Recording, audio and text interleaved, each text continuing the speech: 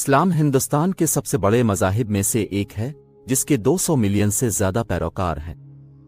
اس مذہب کو 7ویں صدی عیسوی میں عرب تاجروں اور مشنریوں نے ہندوستان میں متعارف کرایا تھا۔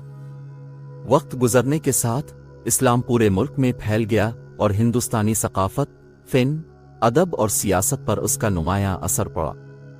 اس ویڈیو میں ہم ہندوستان میں اسلام کی تاریخ، اس کے ثقافتی اور سماجی اثرات اور اس کی موجودہ حیثیت کا جائزہ لیں گے۔ ہندوستان میں اسلام کی تاریخ۔ اسلام پہلی بار ہندوستان میں 7ویں صدی عیسوی میں اس وقت پہنچا جب عرب تاجر اور مشنری ملک کی جنوبی بندرگاہوں میں پہنچنا شروع ہوئے۔ تاہم یہ 12 صدی عیسوی تک نہیں تھا کہ اسلام پورے ہندوستان میں تیزی سے پھیلنا شروع ہوا۔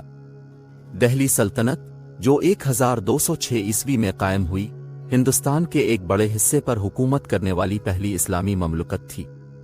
مغل سلطنت، جس نے 16 سے 19 صدی تک ہندوستان پر حکومت کی، وہ بھی ایک مسلم خاندان تھا۔ اس عرصے کے دوران بہت سے اسلامی فن تعمیر کے عجائبات تعمیر کیے گئے، جن میں تاج محل، لال قلعہ اور جامع مسجد شامل ہیں۔ ہندوستانی ثقافت اور معاشرے پر اسلام کے اثرات۔ اسلام نے ہندوستانی ثقافت اور معاشرے پر خاص طور پر فن، ادب اور کھانوں کے شعبوں پر خاصا اثر ڈالا ہے۔ اسلامی آرٹ پیچیدہ ڈیزائنوں، خطاطی اور ہندسی نمونوں کی خصوصیت رکھتا ہے، جو بہت سے ہندوستانی یادگاروں اور مساجد میں دیکھے جا سکتے ہیں۔ اردو، جو پاکستان کی سرکاری زبان ہے، اس کی جڑیں عربی اور فارسی میں ہیں اور ہندوستان میں بڑے پیمانے پر بولی جاتی ہے۔ اسلامی کھانے، جیسے بریانی اور کباب، ہندوستانی کھانوں میں ایک اہم مقام بن چکے ہیں اور تمام مذاہب کے لوگ اس سے لطف اندوز ہوتے ہیں۔ ہندوستانی اور اسلامی کھانا پکانے کے انداز کے امتزاج نے ایک منفرد کھانا بنایا ہے جسے دنیا بھر میں پسند کیا جاتا ہے۔ ہندوستانی ادب پر بھی اسلام کا خاصا اثر رہا ہے۔ بہت سے اردو شاعر، جیسے مرزا غالب اور علامہ اقبال، ہندوستان اور پاکستان دونوں میں اپنی تخلیقات کے لیے مشہور ہیں۔ ہندوستانی ادب پر اسلام کا اثر محبت، روحانیت اور تصوف کے موضوعات میں واضح ہے، جو اکثر شاعری اور ادب کی دیگر شکلوں میں تلاش کیے جاتے ہیں۔ ہندوستان میں اسلام کی موجودہ حالت۔ آج اسلام ہندوستان کا دوسرا سب سے بڑا مذہب ہے، جس کے 200 ملین سے زیادہ پیروکار ہیں۔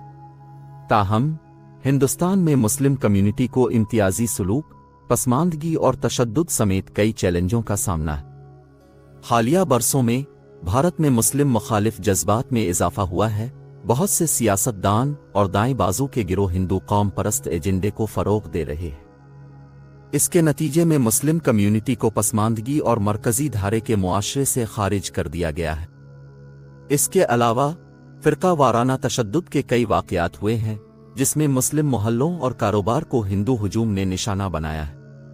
آخر میں اسلام نے ہندوستانی ثقافت، فن، ادب اور کھانوں پر نمایاں اثر ڈالا ہے۔ تاہم ہندوستان میں مسلم کمیونٹی کو امتیازی سلوک، پسماندگی اور تشدد کے ساتھ بہت سے چیلنجز اور جدوجہد کا سامنا ہے۔